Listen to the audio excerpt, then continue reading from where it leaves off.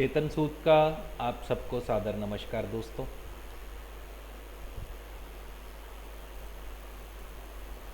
ये आप सब लोगों का प्यार है, आप सब लोगों का आशीर्वाद है जो मुझे आप लोगों से बार बार बात करने का, आप लोगों से बार बार रूबरू होने का मौका मिलता है। ये मेरी खुशकिस्मती है।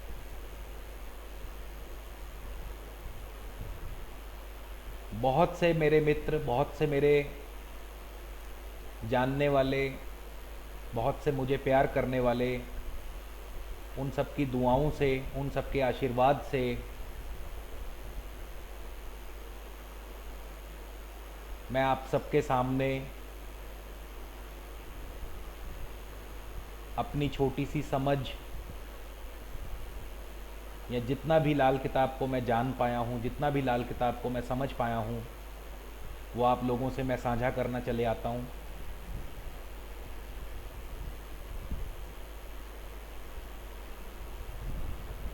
बहुत से मेरे दोस्तों ने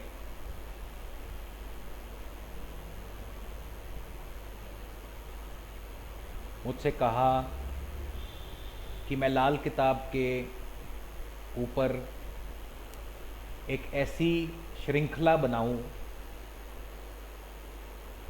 कि लाल किताब के जो गूढ़ से गूढ़ रहस्य हैं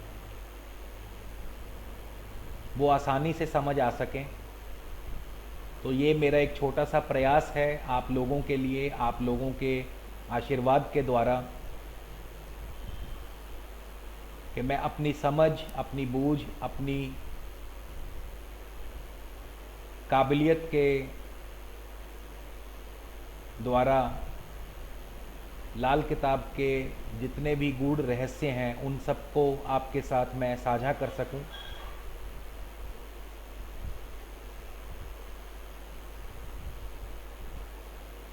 लेकिन उससे पहले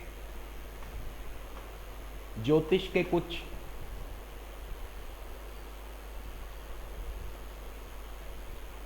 मूलभूत सिद्धांत, खास तौर पर ज्योतिष का जो सबसे अहम और सबसे मूल सिद्धांत है वो ये कि किसी भी जन्म कुंडली के बारे में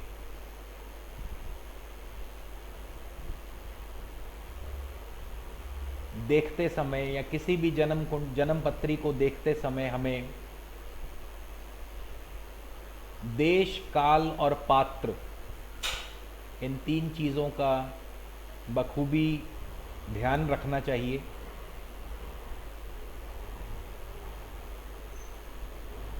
ऐसा इसलिए क्योंकि सबसे पहले देश की बात करें तो हर देश की संस्कृति अलग है, हर देश की परंपरा अलग है, हर देश में कानून अलग हैं, वहाँ का सामाजिक व्यवहार, वहाँ का इतिहास अलग है, हर देश के सामाजिक मूल्य अलग हैं।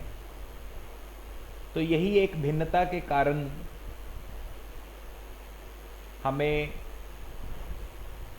किसी भी व्यक्ति की जन्म पत्री देखते समय ये ध्यान में रखना चाहिए कि वो व्यक्ति किस देश से संबंध रखता है। उदाहरण के तौर पर यदि कोई हिंदुस्तानी है, हिंदुस्तान में रहता है, हिंदू है, और वो आपसे जन्म पत्री दिखाने आया है, अब आप उसे पित्तर ऋण के उपाय बताएंगे तो वो तुरंत समझ जाएगा, वो फौरन आपकी बात को मानते हुए पित्तर ऋण के उपाय करेगा, क्योंकि उसे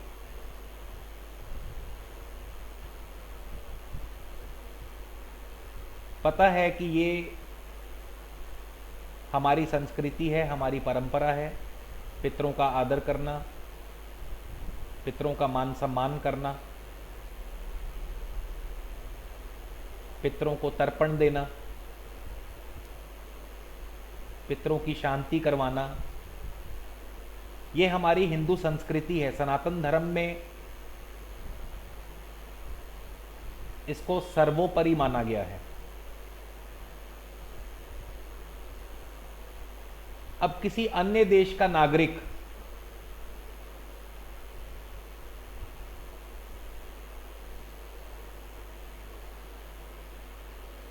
गैर हिंदू देश का नागरिक यदि आपसे अपनी जन्मपत्री दिखाए और आप उसे पित्तर ऋण के उपाय बता दे तो उसको बात समझ ही नहीं आएगी।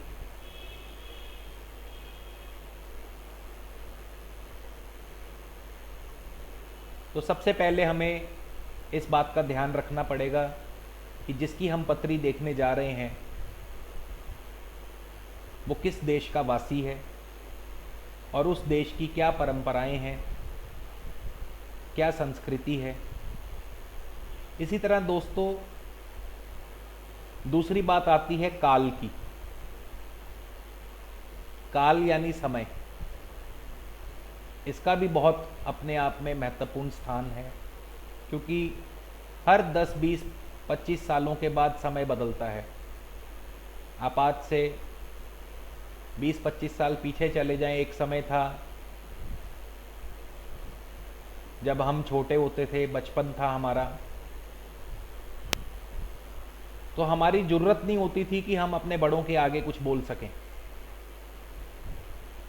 अब आज की जनरेशन को देख लीजिए, आज की युवा पीढ़ी को देख लीजिए, आप उन्हें कुछ कह के दिखाएं, आप उनके आगे बोल ही नहीं सकते। क्यों? क्योंकि काल बदल गया, समय बदल गया, वक्त का पहिया निरंतर चल रहा है। आज से 50 साल बाद जो पीढ़ियां आएंगी उस समय फिर काल बदल जाएगा। आज से 50 साल पीछे चले जाइए, 100 साल पीछे चले जाइए, 500 साल पीछे चले जाइए, तब काल था, समय और था। लोगों की मान्यताएं, लोगों की ज़रूरतें उस काल के अनुसार हुआ करती थी।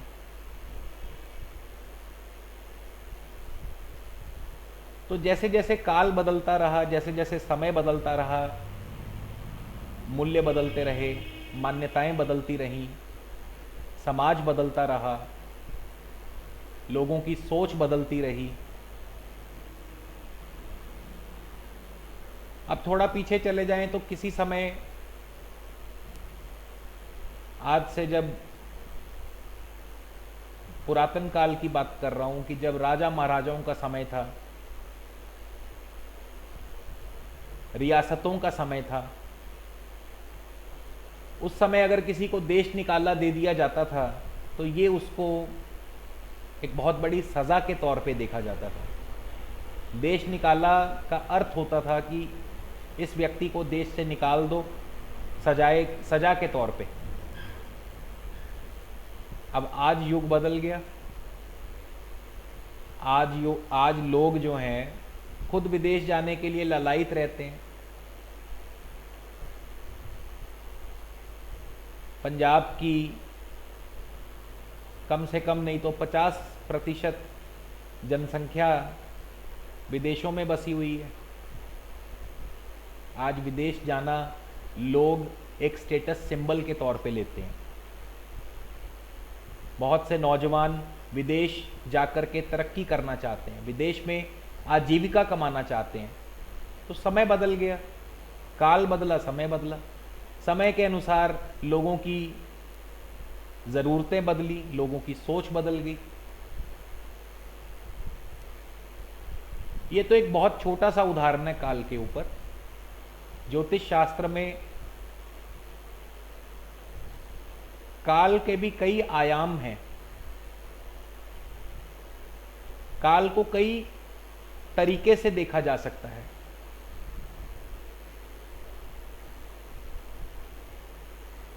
अब किसी ने प्रश्न कर लिया कि मेरी शादी कब होगी,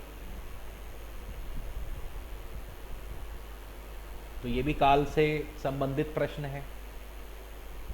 किसी ने प्रश्न कर लिया कि मेरे बच्चा कब होगा, ये भी काल से संबंधित प्रश्न है।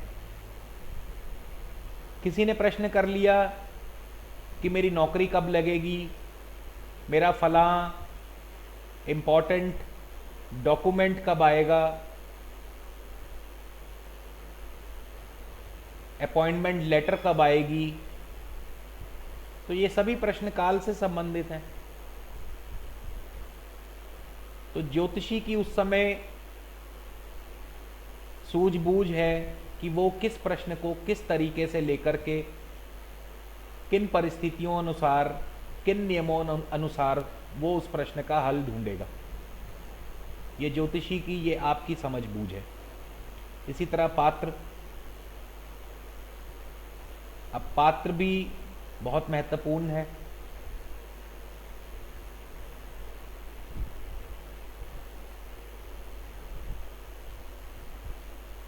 अब कोई व्यक्ति आपसे आके प्रश्न करे कि मेरा मकान कब बनेगा,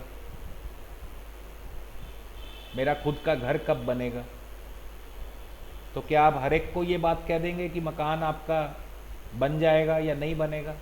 आप उसकी फाइनेंशियल पोजीशन देखेंगे, उसका स्टेटस देखेंगे कि वो व्यक्ति समाज में उसका क्या रुतबा है, क्या वो वाकई मकान लेने या घर बनाने के काबिल है कि नहीं, कि बस जन्मपत्री उठाई और लगे अपनी कैलकुलेशन शुरू।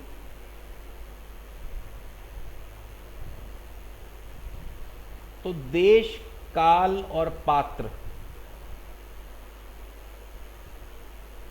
ज्योतिष में इन तीन चीज़ों का, इन तीन महत्वपूर्ण पहलुओं का विचार करना अत्यंत ज़रूरी है।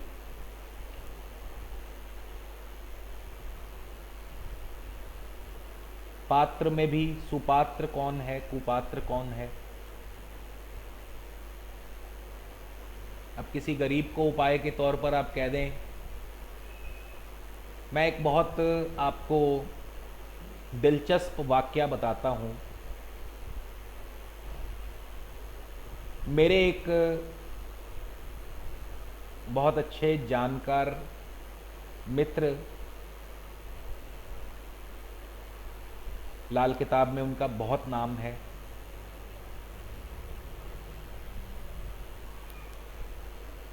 लाल किताब के वो बहुत बड़े ज्ञाता हैं। टीवी पर भी उनका प्रोग्राम आप सब लोगों ने देखा होगा, मैं उनका नाम नहीं लूँगा।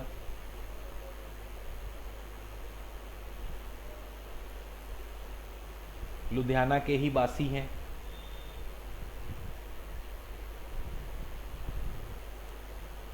चंडीगढ़ में भी समय समय पर वो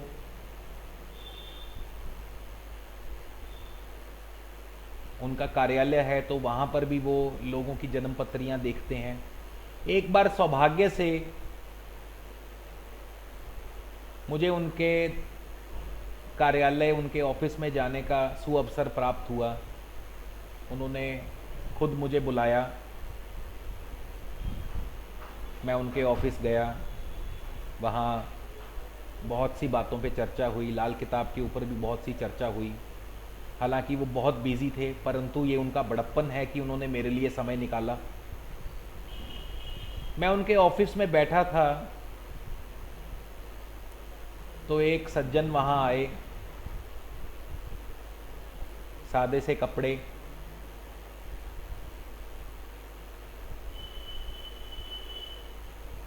मैली सी कमीज़ उन्होंने पहनी हुई थी, पजामा उन्होंने पहन रखा था।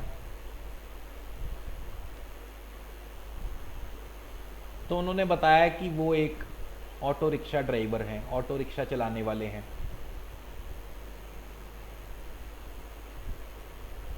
तो उन्होंने अपनी जन्म कुंडली पंडित जी के आगे रख दी, जिनकी मैं बात कर रहा हूँ। मेरे लिए वो पंडित जी ही हैं। उनके आगे उन्होंने जन्म कुंडली रख दी। मैं भी कौतूहलवश कि कुछ सीखने को मिलेगा, इतने बड़े ज्ञाता हैं, शायद कुछ मैं आज नया सीख करके जाऊंगा, तो मैं चुपचाप वहाँ उनके बिल्कुल बगल में, उन्होंने मुझे अपने साथ बगल में बैठने का जो स्थान दिया था, मैं वहाँ बैठा हुआ था। उन्होंने बहुत अच्छी अच्छी उस शख्स को बातें बताईं। वो बेचारा परेशान था, तो उन्होंने कुछ उपाय बताए। एक उपाय मुझे थोड़ा सा अटपटा लगा। उन्होंने कहा कि आप सोने की चेन धारण करिए, सोना धारण करने से आपकी किस्मत जो है वो बुलंद होगी और आपकी जो परेशानियां हैं वो दूर होंगी। तो मेरे मन में एक सवाल आया कि एक ऑटो रिक्शा चलाने वाला मुश्किल से दिन भर में 200, 300 या 400 रुपये कमा लेता होगा, बहुत मेहनत करेगा तो 500 रुपये कमा लेता होगा खर्चे निकाल कर। अब ऐसे किसी व्यक्ति को हम अगर कह दें कि उपाय के तौर पर तुम सोना धारण करो, तो सोना तो भाई आप भी जानते हैं कि आसमान छूते रेट हैं सोने के। 24-25 हज़ार तोला आता है। तो एक व्यक्ति जो पहले से परेशान है, जो आजीविका चलाना जिसके लिए मुश्किल हो रहा है, जो मुश्किल से 300-400 रुपये दिहाड़ी कमाता है और अपने बच्चों का, अपने परिवार का पेट पालता है, वो सोना कैसे लेगा? उसको ये उपाय बताना ही मेरे समझ में नासमझी है।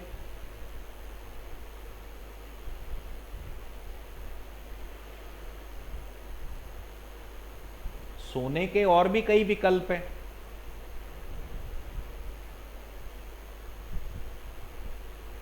तो इस छोटी सी उदाहरण के जरिए जो मैं बात आपको समझाना चाहता हूं कि देश, काल और पात्र का ध्यान रखना अति आवश्यक है। ये सबसे पहले ज्योतिषी को इन बातों का ज्ञान होना चाहिए।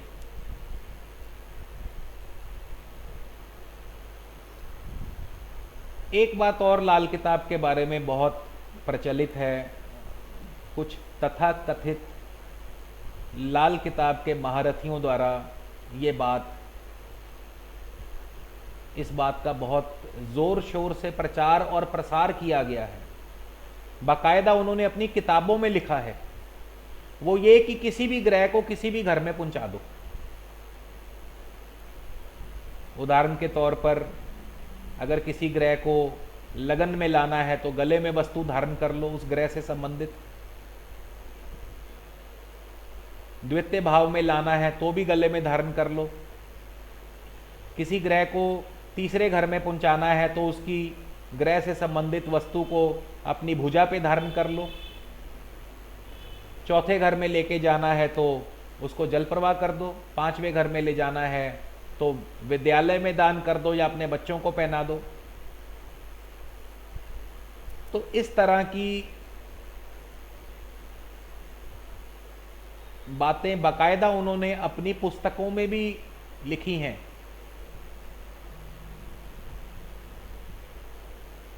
अब मुझे ये नहीं समझ में आता कि ये उन्होंने कौन सी लाल किताब से ये किताब बना दी। भाई मेरे पास तो लाल किताब के 5 संस्करण मौजूद हैं। मैंने तो 5 किताबों का एक एक पन्ना छांट लिया, एक एक पंक्ति को बार बार पढ़ लिया। पर मुझे ये उपाय जो बताए गए हैं कि ग्रह को किसी भाव में पहुंचाना हो तो इस तरह से ये उपाय कर दो, ऐसे गले में धारण कर लो या भुजा पे धारण कर लो या जल प्रवाह कर दो तो ग्रह फला ग्रह फला भाव में पहुंच जाएगा, मुझे नहीं समझ आई।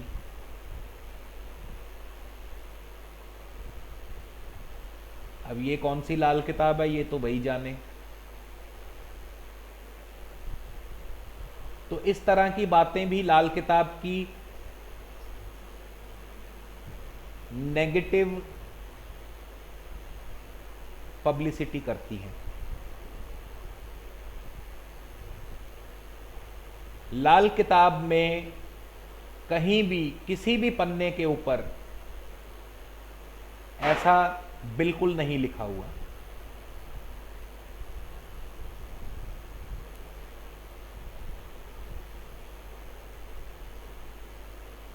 हमारी क्या हैसियत जो हम किसी ग्रह को किसी घर में पहुंचा दें? कौन है हम? हमारी औकात क्या है किसी ग्रह को किसी घर में पहुंचाने की? कोई माई का लाल किसी ग्रह को पहुंचाना तो बहुत दूर की बात है, उस ग्रह को समझ ही ले तो ये बिल्कुल बेफजूल बेबुनियाद बात है। लाल किताब के प्रति नकारात्मक सोच पैदा करने वाली बात है।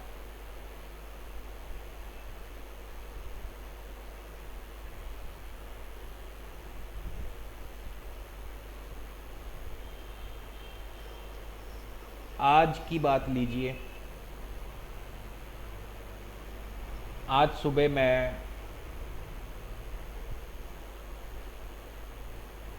अपने नाई के पास बैठा हुआ था, बाल कटवाने गया था और वहाँ पे जैसा कि अक्सर हर नाई की दुकान पे टीवी चल रहा होता है, तो टीवी चल रहा था, लोकल चैनल था।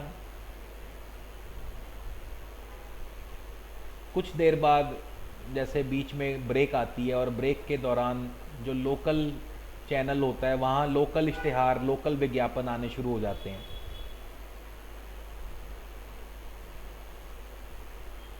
तो लोकल विज्ञापन शुरू हो गए। अब किसी का ध्यान जाए ना जाए, लेकिन जो बातें वो लोग विज्ञापन में बढ़ा चढ़ाकर बताते हैं तो आपका ध्यान अवश्य उस विज्ञापन की तरफ जाएगा। प्यार में धोखा, किए कराए जादू टोना, वशीकरण, मेरे कांटे का कोई तोड़ नहीं, 24 घंटे में आपकी प्रेमिका आपके पास आ जाएगी, खुला चैलेंज।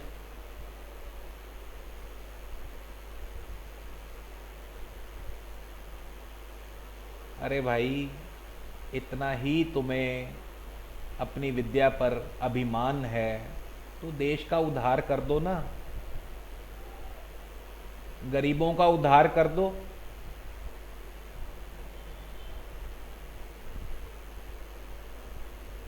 सुई तक तुम हिला नहीं सकते और दावे इतने बड़े बड़े, लोगों को बेवकूफ बनाने के काम, लोगों को बेवकूफ बनाने का धंधा। अखबार विज्ञापनों से भरे पड़े हैं।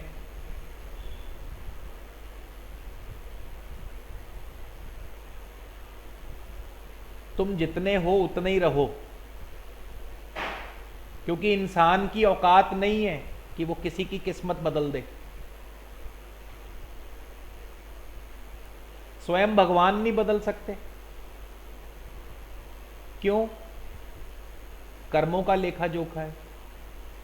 भगवान ने जो नियम बना दिया कि जो कर्म, जैसा कर्म तुम करोगे वैसा फल मिलेगा।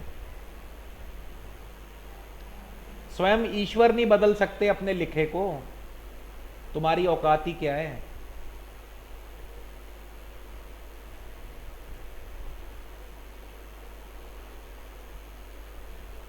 खैर, आप लोगों से यही निवेदन है, अपनी आंखें खुली रखें, अपनी सोच खुली रखें, इस प्रकार की नकारात्मक बातों से दूर रहें, सही और सच्ची बातों की तरफ ध्यान दें।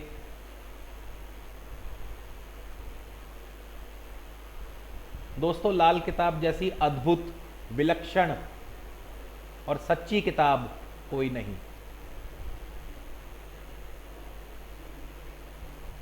मगर लोगों ने इसका भी व्यापार बना लिया, मजाक बना दिया। अपना धंधा चलाने के लिए न जाने कैसे बड़े बड़े और झूठे मूठे दावे करते हैं।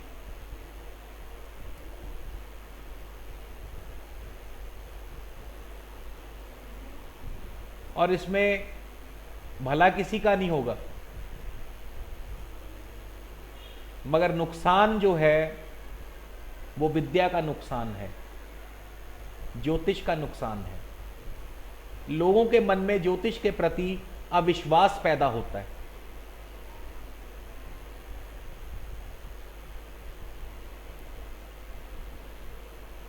तो अपनी बात को ज़्यादा ना आगे बढ़ाते हुए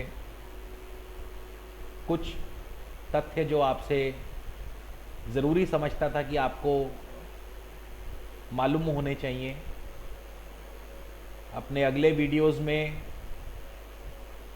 लाल किताब 1939 संस्करण के ऊपर चर्चा शुरू करने जा रहा हूँ। आप लोगों का प्यार और आशीर्वाद बना रहा तो जल्द ही उसके ऊपर चर्चा शुरू करेंगे। मेरी बातें अच्छी लगें, सच्ची लगें तो कमेंट ज़रूर करिएगा।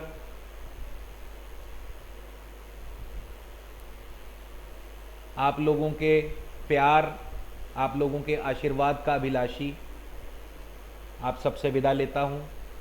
नमस्कार, धन्यवाद।